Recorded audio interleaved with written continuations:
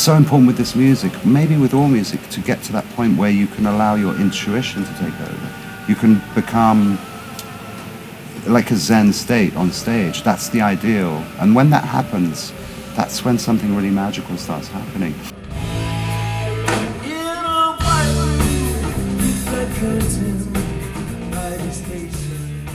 Welcome. Today we're sitting down with Will Johns and Malcolm Bruce of the Music of Cream. Thank you so much for taking the time to sit down and have a little bit of discussion today. You guys are the sons of some very famous and very, very good musicians. So how old were you when you realized that your dads were, and your uncle was a big deal? I think 8 or 9 for me was when I became more aware of, I was going to some of my dad's shows and there were audiences screaming and, I used to listen to music at home and musicians would come around. So I think around that age you become more conscious of those things. How about for you, Will? Yeah, I would say the same thing, around about 8 or 9. I can remember at that time actually that Eric had an ulcer. He was suffering from an ulcer, and so I came up with the idea that he should write a song about milk. To play to everybody. So obviously I didn't have that much of a concept of, what was cool to write and sing about. So now let's fast forward. Eventually you decided to pick up an instrument. Did they motivate you to play? Did you just want to emulate? How did that come about? We'll start with Will. Well, I first learned on a tennis racket. That's good. And even before that, I had a set square for technical drawing set square, which provided me the length that I needed. It's always going out of tune. And then I got given a guitar. I grew up in Southern Ireland for a time, and I was given an electric guitar of no known brand. I think it had 3 strings on it. And rather than setting about trying to play it, I got the screwdriver out and dismantled it and took it apart. But it was actually my father, Andy, who bought me my first real musical instrument, which was a Fender Stratocaster. Sweet. And I learnt to play on that literally by listening to music. All by ear? All by ear, yeah. Oh, no, not that note. Oh, that one. My background's a little bit different, I think partly because my father had a classical music background, so I think by the age of 5 or 6 I was having piano lessons. And then I kind of stopped doing that for a while, and then around the age of 9 I started picking up the bass guitar because there were quite a few sort of strewn around the house. They were available. Yeah, and then I gravitated towards the guitar, and my dad, for my 10th birthday, he gave me an Aria Pro guitar, which was just beautiful at the time. I was, wow, that smell, the case, the little velvet inside the case, and because he was endorsing that company for basses at the time, so he got a free one and gave it to me. So I don't see myself as a purist in that, like as one instrumental player. I play a number of different instruments, and I just use them as tools to express. So in this particular project, obviously, Will's phenomenal blues rock guitarist, so and ideal for this particular project. So I'm on bass, and when we play this music, it makes me sound a bit more like my dad than normal because it's his music, and I'm playing the bass, and I'm trying to sing his songs. So it's kind of an interesting ride. But yes, I think for me, it's that progression, going through learning different instruments and continuing to. When did you guys first meet? I was 17, 18. So we were young, okay. Yeah, but not super young, not like we didn't grow up together. We ran in sort of parallel circles and then sort of crossed at that kind of point. I was always really impressed with him, and we'd never worked together at that point, only more recently. So how did this come together? I have no idea why. Why are you doing this? Well, Simon said he had this vision. Did he call you guys and say, "Hey"? Or how did he did actually contact. We should talk about who Simon is. So let's. Okay, well, Simon Roberts is our manager for this project. He's from New Zealand, and he contacted. At that time, he was working with somebody in New Zealand, a promoter, as part of a company that brought over artists. So he contacted Kofi's manager. And then Kofi said, well, maybe Malcolm would like to do it. And then I said, well, maybe Will would like to do it. So we kind of all just sort of felt it was a nice thing to do at the time. And it was 7 shows. That doesn't sound like a lot, but actually we went all over. We did 3 shows in New Zealand and 4 in Australia, and we actually covered the whole. We flew to each show. There's a lot And of how was that sand. received? Very, very well. And at that point, we decided to carry it on. Simon decided he wanted to actually manage the project, and then he sought out agents internationally, and this is our 3rd tour. It's very impressive. Yeah. So the audiences along the way have responded how? I'm not talking about the critics. I really don't know how the audience. I would say probably the most excited audiences we've come across have been here in the States. Really? It seems to Cream, and the music of Cream seems to mean the most to people here. The response that we gained in, around New York and in the areas that we've played so far has been phenomenal. And, and the fans have been so delightful to us. And interestingly enough, some of them have come to us after the show, still with the tickets from 50 years ago that they've kept in their wallet, in their pocket for 50 years, transferring from wallet to wallet over the years. But they've kept that thing with them. And I think that really displays a certain real commitment to the music from the fans. I think Cream is a fairly unique band. I mean, there's some great bands.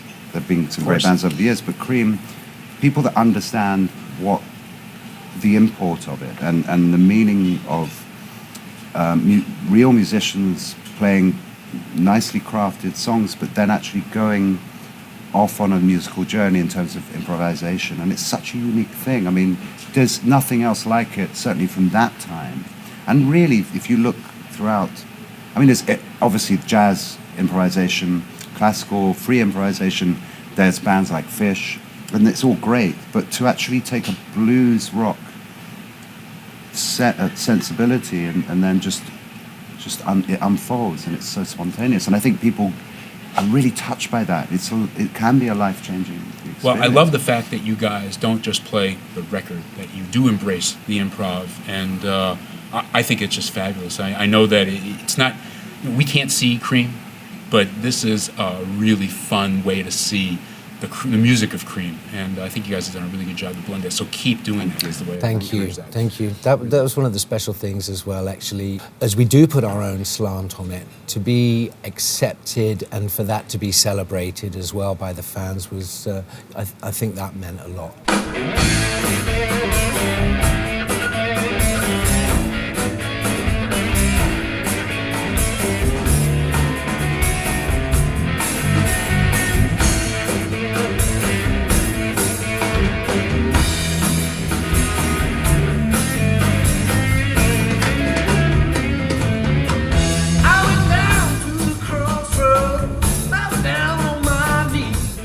You told a really interesting story, Will. So you were talking about how early on you were trying to learn a particular song, and you went to Eric for some help. Fill in the details of that story.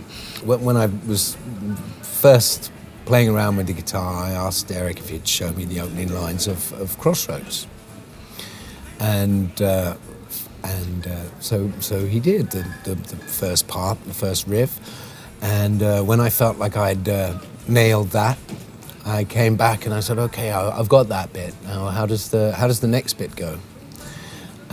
There's only 3 chords in the whole song, of course. But he said, well, Will, that bit you've got to figure out on your own. So, that was kind of disappointing at the time. I had to go and do some work, and not being, let's say, particularly approaching the instrument from a technical point of view, it really was down to me to try and find the very next note that it went to. And so that was a journey of self-discovery.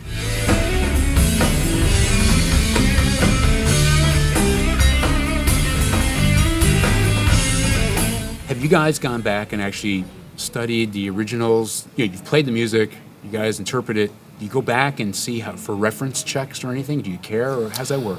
I would say for me, not anymore. I did my homework, as it were, before the Australian tour. Okay. And there was very definitely a period of time where I would cross-reference all versions I could find of the same song. Okay. Just for the information, and to find out what Ideas, kind of right? variables, ideas, exactly. One can practice and rehearse, to oneself till the cows come home. But in the heat of battle, all of this can go out of the window, And so that's an interesting process as well, And really the most amount of learning that I've done has been with the guys in the heat of battle, on the stage and in front of the audience. It's obviously been part of the fabric of all three of us, all of our lives. I think it's always been there, whether we've been conscious of it or have learnt the structures or not. So, when you actually come to actually play that music, it's like, oh yeah, no, I do know this. But it's nice to listen. So I think it's similar to Will. I went through, I don't think I probably went into as much detail, like listening to as many different versions. But, the records and things like that, I've always listened to, but I went through it all. And then once you do the sort of practical stuff, like learn the lyrics so you don't have to have the sheet of paper in front of you, once you've actually got the structure and you know how the songs go, then, as Will says, it's so important with this music, maybe with all music, to get to that point where you can allow your intuition to take over. You can become like a Zen state on stage. That's the ideal. And when that happens, that's when something really magical starts happening.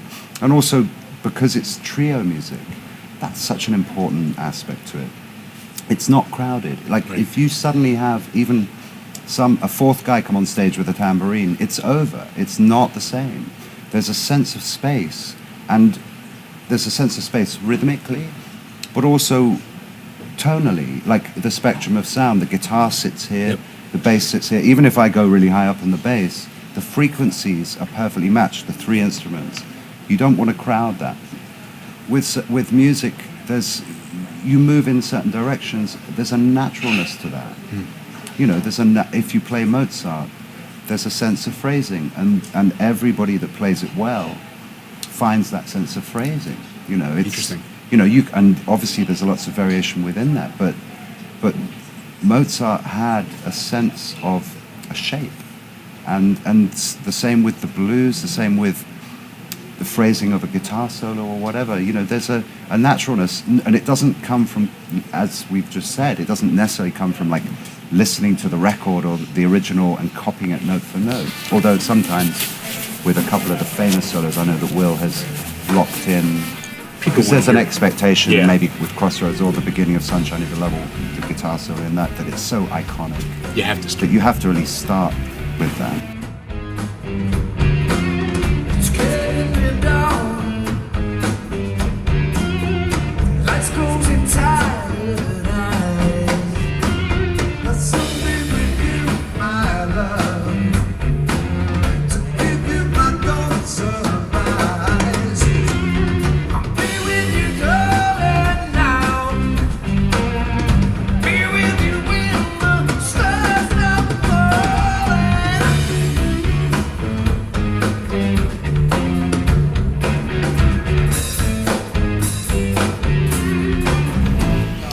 You see tribute bands sometimes, and it's amazing. They have the right clothes on, every note is correct, maybe even the movements on stage, they've kind of absolutely emulated that thing. And it's completely the opposite what we're doing. We're taking the spirit of the music as if it was something new, and it is. And that's what everybody's saying. Wow, this is so fresh. This feels like contemporary music.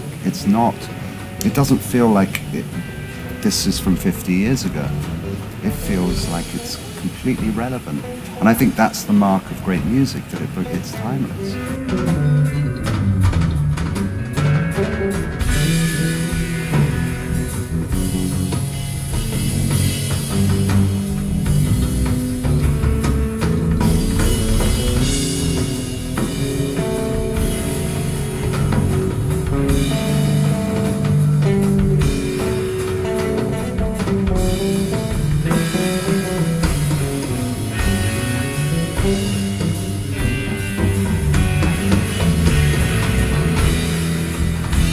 It's not like this is 60s music. No, it doesn't feel that way at all. No, it's something that happened to a bunch of guys. You know, I mean, Ginger was the oldest by a couple of years, but I think my dad was 23 and Eric was probably 21 or something. You know, it's just unbelievable. And they wrote this body of work within a 2.5-year period, which is incredible. Set list. So there's some obvious choices that you would pick that everybody would kill you if you didn't do. But how did you round out the set? We made a master list at the beginning, before we'd actually got together to rehearse. And Okay. we, you know, pretty much a lot of the Cream songs, I think, were on that list. And then we got into rehearsals, you know, did a bit of shouting at each other, whittled it down, I guess. Whittled it down, that's right. And the idea was for us to create a show, you know.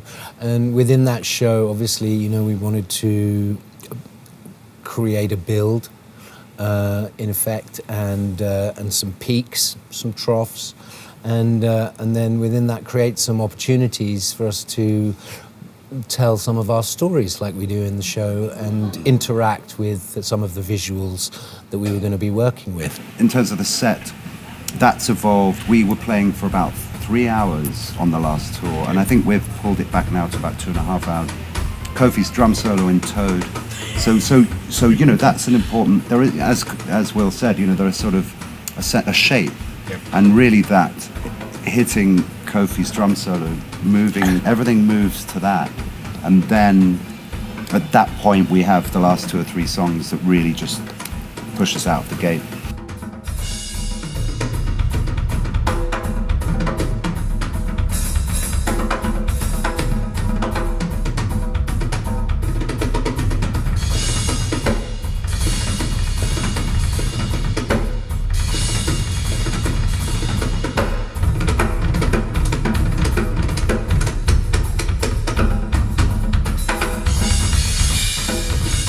So, you know, they weren't songwriters.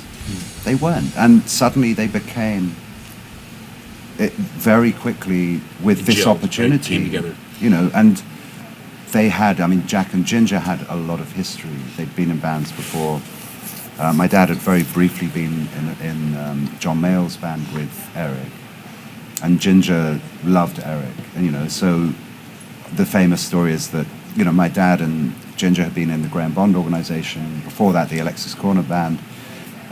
But, you know, Ginger had fired my dad or something, you know, at knife point. Who knows? But, you know, when Ginger went to Eric and said, look, you know, I love you. You know, you're the greatest guitar player on the scene, and I'd love to put a band together with you. Let's do it. And Eric turned around and said, well, only if Jack Bruce is on bass. And so Ginger's like, well, all right then. Because they had this history. I don't think anybody really understands why they had this kind of thing that was notorious and went throughout their whole lives. And I was when my dad passed away and I was at the funeral, I was standing next to Ginger and he was just bawling his eyes out. He was so moved by the loss, even though they kind of threw knives at each other during when he was alive. So. Well, you guys have been great. Thank you so much for taking the time Thank you. to your very busy schedule to sit down and have a nice chat. I loved everything you talked about, and I really enjoy the music, and I'm looking forward to your show tonight. Thanks, Elliot. Nice one, Elliot. care. Thanks for having us.